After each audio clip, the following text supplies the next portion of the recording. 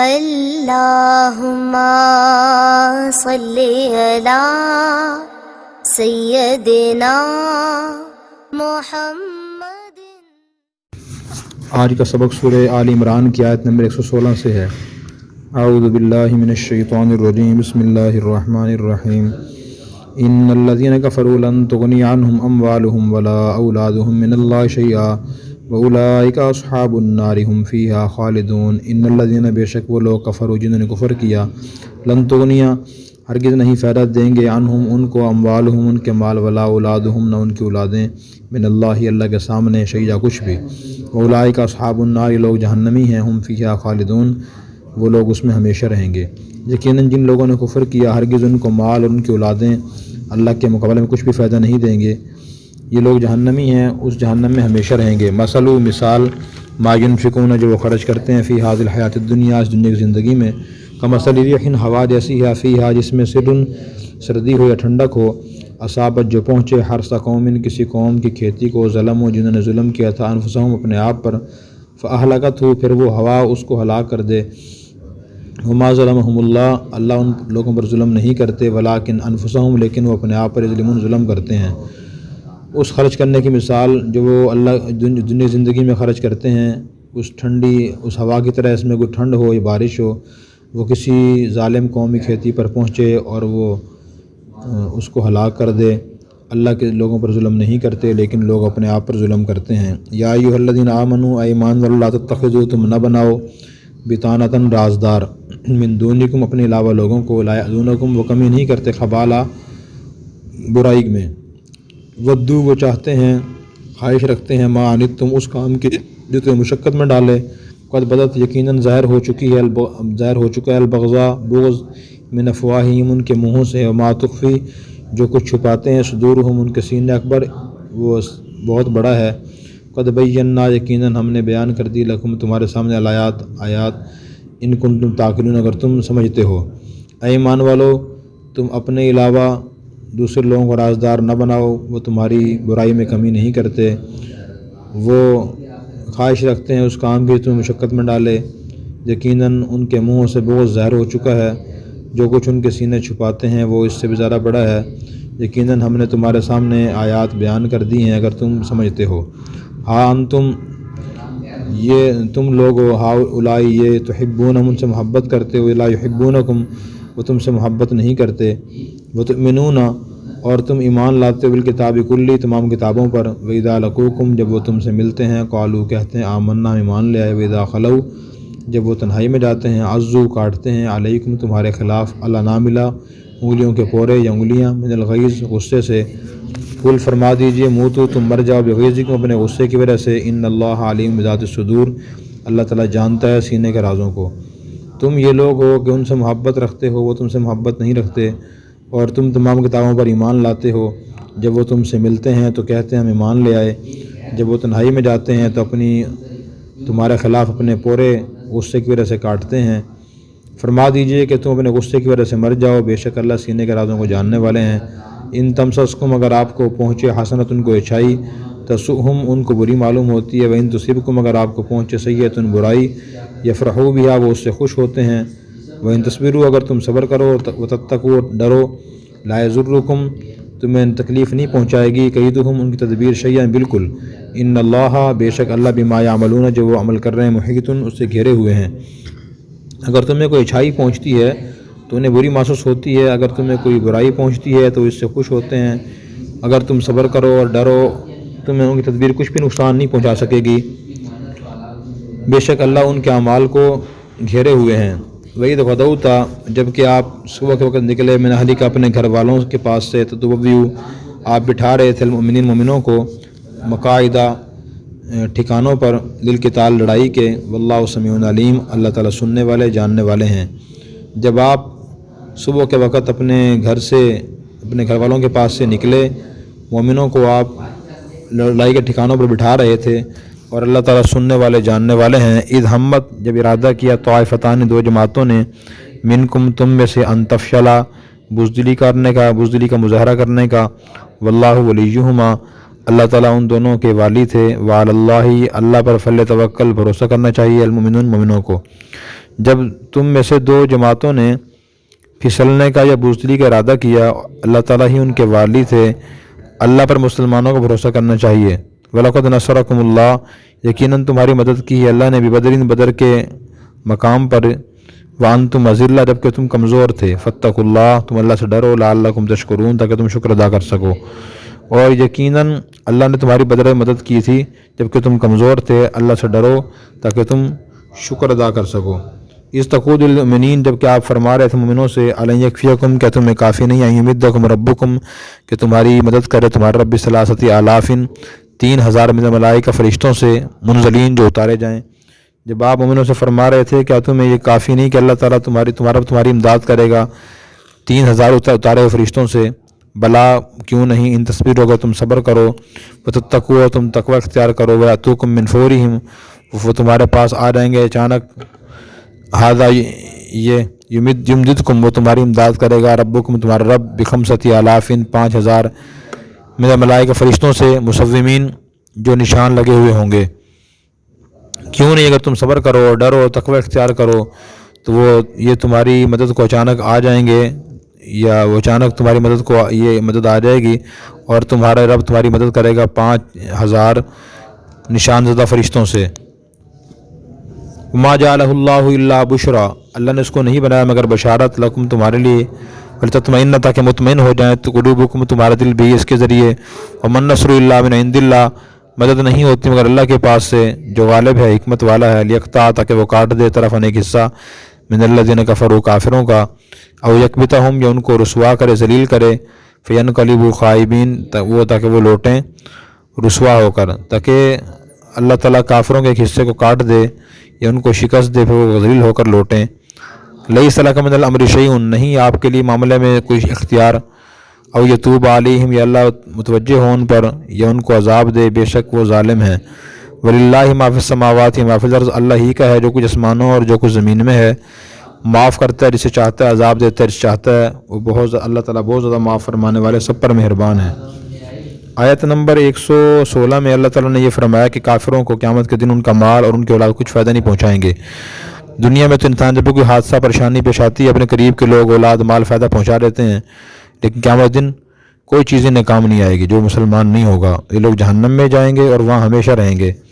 پھر اس کے بعد آیت نمبر 117 میں اللہ تعالیٰ نے یہ ارشاد فرمایا، کافر جو دنیا میں خرچ کر رہے ہیں، دنیا میں مسلمان بھی خرچ کرتا ہے، کافر بھی خرچ کرتا ہے، مسلمان خرچ کرتا ہے اپنے اچھے مقاصد کے لیے، اللہ کی رضا کے لیے، مثلا دینی کاموں میں خرچ کرتا ہے، مسجد، مدرسہ، یتیموں، غریبوں کی امداد کے لیے، اور کافر بھی خرچ کرتا ہے اپنے قریب کے لوگوں پر، مسلمانوں کو شکست دینے کے لیے، ان کو پریشان کرنے کے لیے۔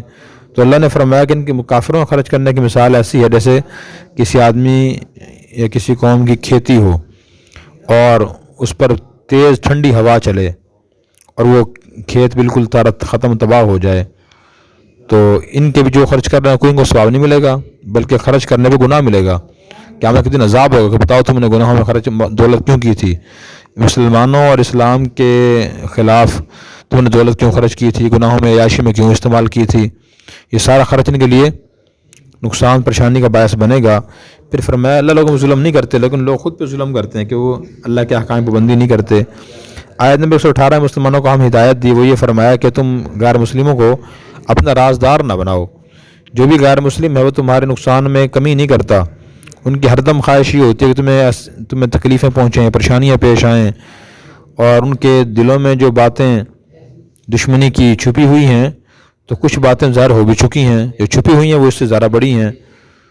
تو اس آیت سے معلوم ہوا کہ کافروں کو اور غیر مسلموں کو اپنا رازدار بنانا درست نہیں ہے۔ اسی طرح جو شخص فاسق فاجر ہو اور دل میں خوف خدا نہ ہو، اس کی زندگی میں خوف خدا کے اثرات نہ ہوں، اس کو رازدار نہیں بنانا چاہیے۔ بتانا کہتے ہیں اندر ایک کپڑے کو، جسے ہم قمیض پہنتے ہیں اس کے نیچے بنیان ہوتا ہے، جسم سے لگا ہوا ہوتا ہے، بالقریب ہوتا ہے جسم کے، تو اسی کو بتانا کہتے ہیں۔ تو اللہ نے یہ فرمایا کہ ان کو رازدار نہ بنائیں۔ شیخ سعدی رحمۃ اللہ علیہ نے فرمایا، دل است خرد مند زندان راز، چگفتی نیایت بزنجیر باز، اے دل، اے عقل مند، دل رازوں کا جیل خانہ ہے اور قید خانہ ہے۔ جب تو کوئی بات زبان سے کہہ دیتا ہے پھر تم اسے زنجیروں سے باندھ کے واپس نہیں لا سکتے۔ اس لیے بندہ کوشش کرے کہ ہر ایک کے سامنے اپنا راز بیان نہ کرے۔ اور مسلمانوں کے راز اور راز کی باتیں کافروں کے سامنے بیان نہیں کرنی چاہیے، شرعی لحاظ سے یہ منع ہے، ورنہ نقصان پہنچانے کی کوشش کریں گے۔ پھر فرمایا تمہارے سامنے میں اپنی آیات بیان کر رہا ہوں تاکہ تم سمجھ جاؤ۔ پھر اگلی آیت میں یہ فرمایا 119 میں کہ تم تو مسلمان کافروں سے محبت کرتے ہو، تمہارا دل صاف ہے، دل نرم ہے، اچھا گمان رکھتے ہو، اور تم یہودیوں کی کتاب تورات پر بھی ایمان رکھتے ہو، لیکن وہ تم سے محبت نہیں رکھتے، اور جب تم ان سے ملتے ہو تو کہتے ہیں آمنا، منافقت کرتے ہیں۔ جب تنہائی میں جاتے ہیں تو وہ مسلمانوں کی ترقی دیکھ دیکھ کر سن کر بہت پریشان ہوتے ہیں، اور پریشانی اور غصے وجہ سے اپنی انگلیاں کاٹتے ہیں، جیسے آدمی افسوس کی حالت میں اپنی انگلی دانتوں میں پکڑ لیتا ہے نا، سے اس کو ترقی ہوگی، فائدہ حاصل ہو گیا، تو غیر مسلم اس طرح اپنی انگلیاں کاٹتے ہیں اور پریشان ہوتے ہیں تمہاری وجہ سے۔ تم انہیں کہہ دو کہ تم غصے کی وجہ سے مر جاؤ، اللہ تمہارے دل کے حالات سے واقف ہے۔ تو دل کے حالات اللہ ہی جانتے ہیں، باقی بندہ ہی جان نہیں سکتا۔ حدیث میں آتا ہے کہ اپنے مقاصد میں کامیابی حاصل کرو راز رکھ کے۔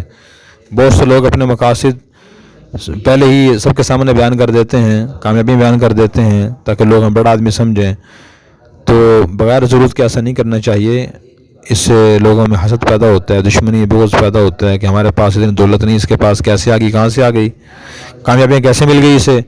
تو اس سے بھی حدیث میں حضور نے منع فرمایا، خصوصاً جو غیر مسلم یا دشمن ہیں ان کے سامنے اپنی کامیابی بیان نہیں کرنی چاہیے۔ آیت نمبر 120 میں بھی یہ فرمایا اگر تمہیں کوئی اچھائی پہنچتی ہے، دولت، عزت، طاقت، قوت، اللہ کی نعمتیں، تو انہیں بری محسوس ہوتی ہیں۔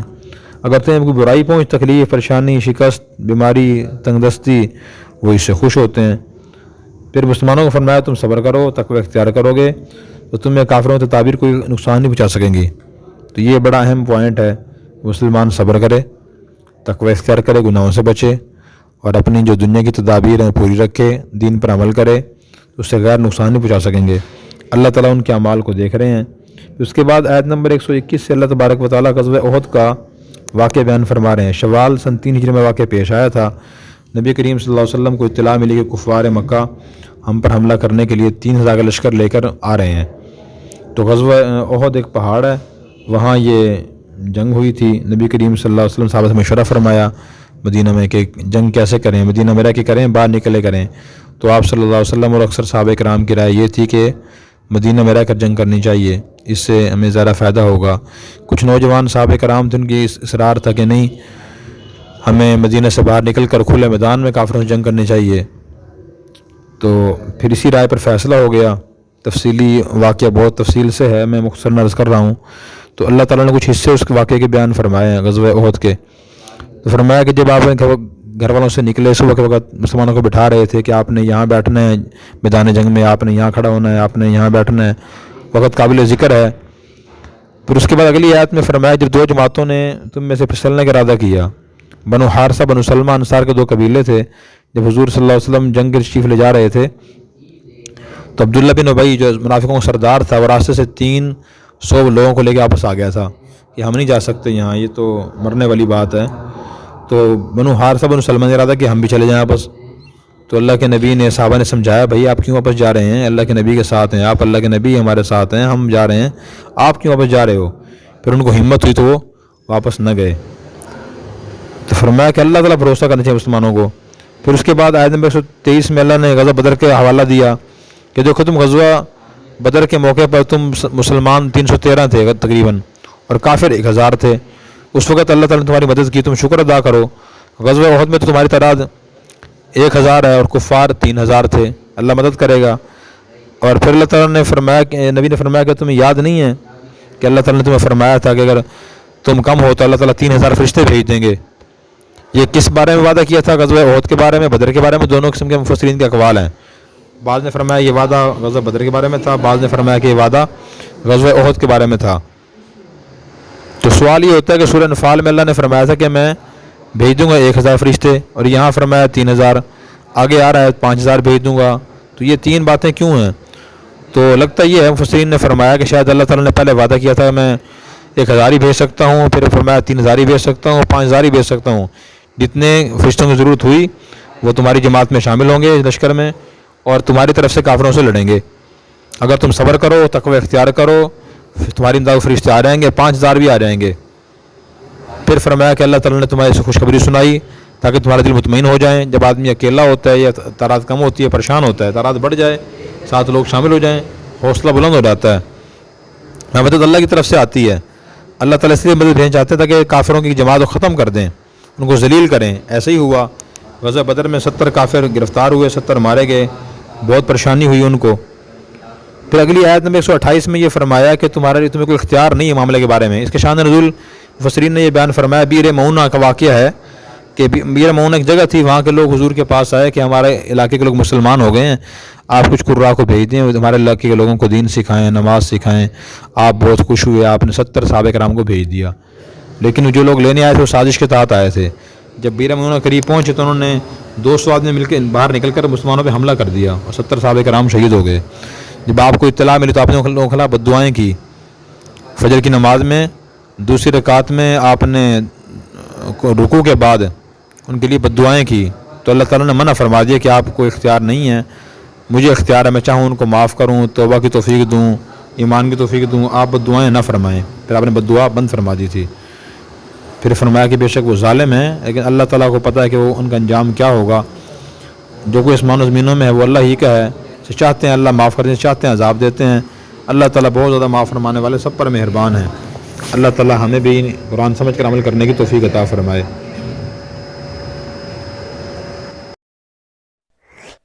اور اگر آپ نے ابھی تک ہمارا چینل سبسکرائب نہیں کیا تو فوراً سبسکرائب کیجئے, ساتھ ہی بیل آئیکن پر کلک کریں تاکہ مزید آنے والی ویڈیو ہے وہ آپ کو وقت پر ملتی رہیں.